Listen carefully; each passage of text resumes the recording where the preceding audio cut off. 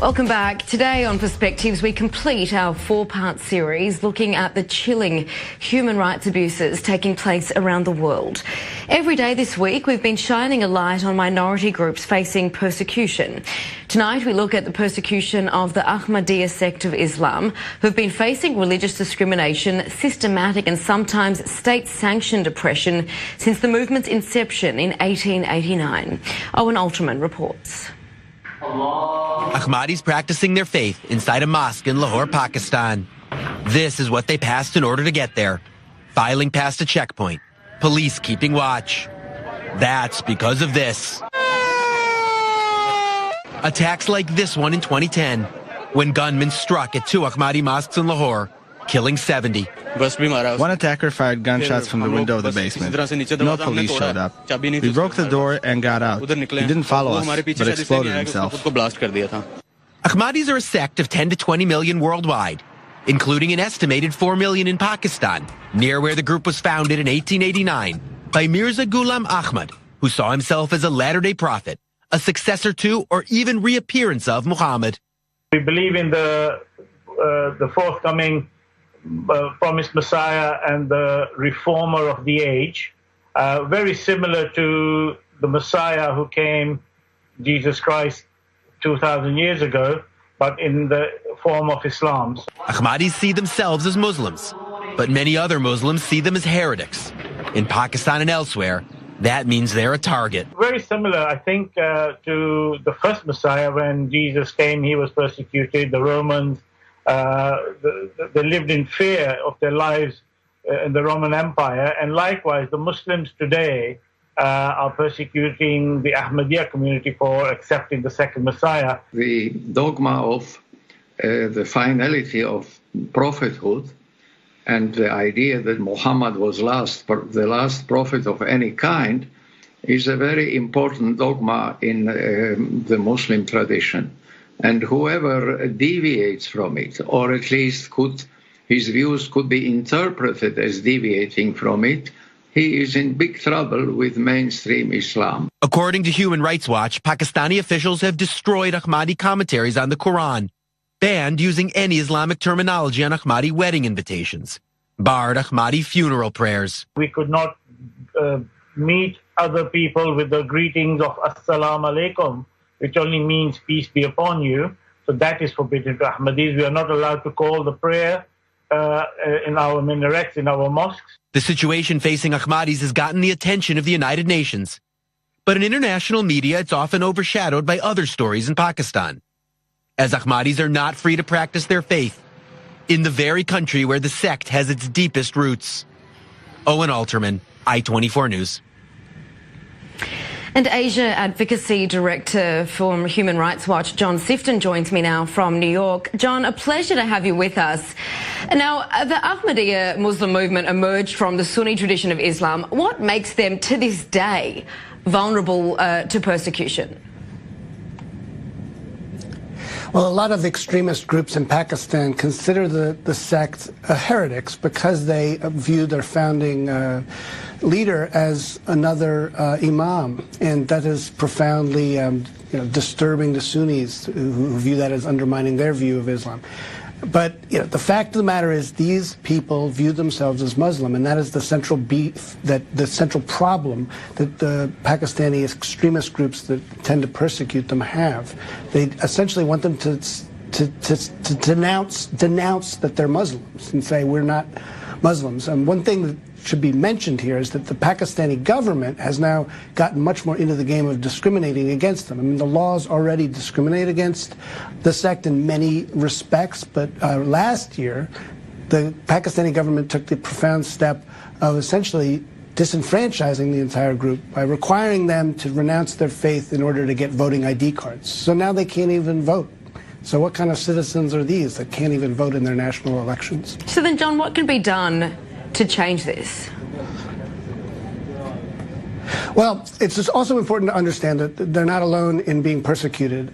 Pakistan and the Pakistani society have profound problems with other ethnic and religious minorities, including Christians and Shia Muslims, who are not considered exactly heretics, although they are by some extremist groups. The Pakistani government simply doesn't do a very good job of protecting minorities and religious minorities in particular, and that's why there's so much violence against them. They take draconian steps of, beefing up security and turning off the internet during key religious holidays, but the treatment of the Ahmadiyya is completely different. They are part of the problem as well. They are persecuting them themselves by denying them legal rights and denying them the right to participate in national elections. So that's the real issue here, is that beyond what is suffered by Christians and Shia, the government is sort of out to get Ahmadiyya in a way that other religious minorities aren't suffering. Right, so I suppose that brings me back to my question, what can be done to change that? Well, right, so Pakistan is facing extraordinary pressure on its human rights record on a number of fronts, at the UN level and others. But I think what's important to recognize here is that by focusing on this particular problem, we might be able to get more attention on the government's failures writ large, and the government needs to start recognizing that it can't just pretend that all is well with religious minorities in Pakistan. This is look, all these countries in the region are not doing enough to protect religious minorities. India is not doing enough to protect Muslims, and India, has been rightly criticized for that as well. So this is not just about UN attention. It's also about governments recognizing that they can't just skate on by on religious minority grounds. Mm-hmm. Every government that attempts to, yeah, go ahead. No, you complete your sentence. Of course, I asked you the question. Every government that proclaims a particular group or a particular religion as preeminent among others, which Pakistan does, Indonesia does with its 6 official religions, and Israel does, and the United States often does, according to some of its leaders, is going to face problems with its religious minorities, because you can't make one group preeminent over others. And of course, I mean, we wanted to focus, or rather shine a light on these human rights violations, particularly groups that seem, to our estimation, that go grossly underreported. Why do you believe there isn't enough of a focus on these kinds of human rights violations to these particular kind of groups? Because this group has no predominant population in any country. Like the Baha'i and like some other religious minorities, they don't have a champion on the international level. Christians do. I mean, Christians in both Pakistan and India and in Indonesia get the attention of other countries. The small Jewish community in Iran gets attention because of Israel. I mean, they have a champion on the international stage.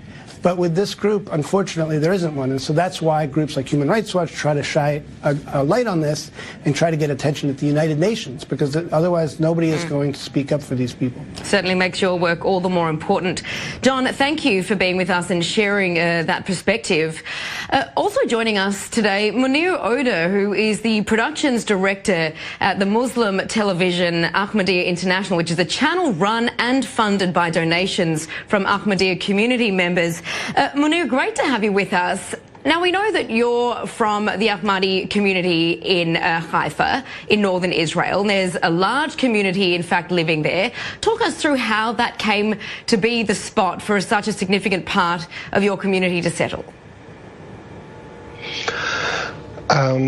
We had preachers of the Ahmadiyya Muslim community arrive to then Palestine in the early 1900s, as well as the head of the community visiting in the early 1920s.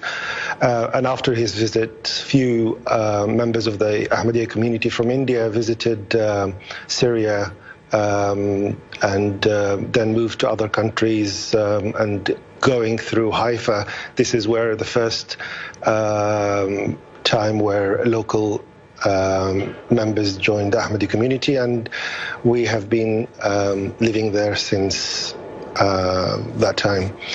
There is a population of over 2,000 people in Haifa, and we have other members in different parts of the country as well. Now, Munir, you say that you haven't been persecuted yourself, but you know many Ahmadis who have been. Tell us about that. Most religious communities, when they start, they get persecuted, and this is no different to the Ahmadiyya Muslim community. But over the history since the establishment of the community, we have faced persecution in different parts of the world, primarily from the Muslims, mullahs or clergy.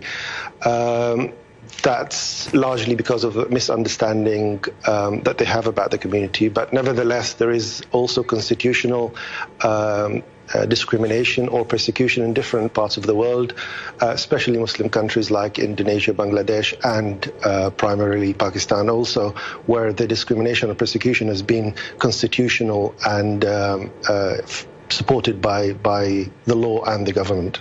Now, as part of your job, you've covered stories on persecutions of Ahmadis in Pakistan, and you say that something significant to note is that their persecutions are backed up by the Pakistani law and constitution. Of course, we heard that from our previous guest. What can you tell us?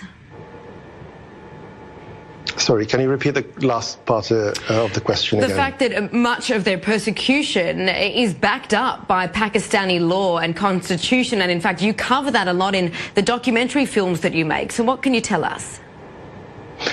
There is clear evidence that even when culprits are caught in mass massacres like the one that took place in Lahore, criminals walk free after being caught and faced by the justice system. The problem in Pakistan that it's almost become unlivable for Ahmadi members.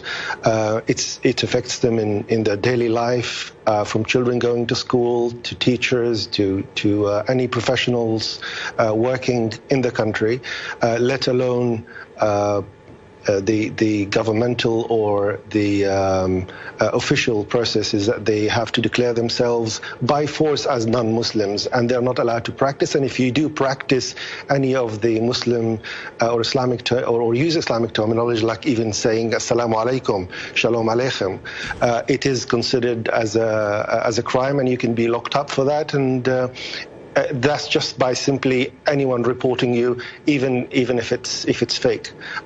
You can be locked up and face persecution and punishment. And just finally, and quite briefly, we're running out of time. What do you hope the message, or what rather is your message through the films that you make about this community? What do you hope people learn? This is a religious community, as I said again, the first and foremost, our first turn is towards God, and we pray also. We obviously feel the pain for our Ahmadi brothers and sisters around the world where they're persecuted, so we turn to Him for the relief of that distress and pain. Nevertheless, the community is established in 200 countries. I heard your previous speaker. We don't really exercise pressures on those countries who perform such persecution or discrimination. We just want to create awareness and to kind of help in the relief of the stress that is faced by Ahmadi Muslims around the world. But we certainly do not want to advocate in any shape or form any sanctions or any measures taken against those countries, because obviously those will affect the people of those countries and Ahmadis as well. Well, Munir Oda, we wish you the very best of luck with your work, and thank you for sharing that perspective with us here. Thank you very much. All right, that does bring us to the end of today's edition. I'm Tracy Alexander. Thank you for joining us.